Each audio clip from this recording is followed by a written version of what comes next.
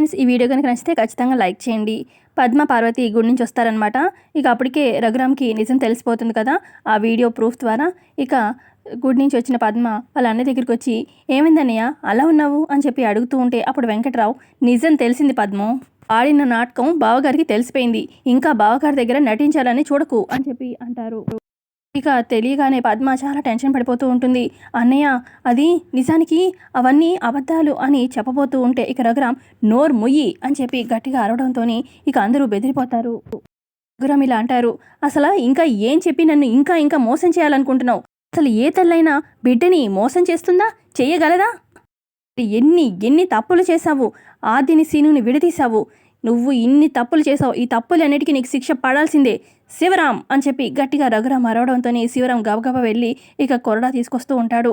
ఇక రఘురామ్ ఆ కొరడా తీసుకుంటాడు చేతిలోకి. ఇక చాలా కంగారు పడిపోతూ ఉంటుంది పద్మ.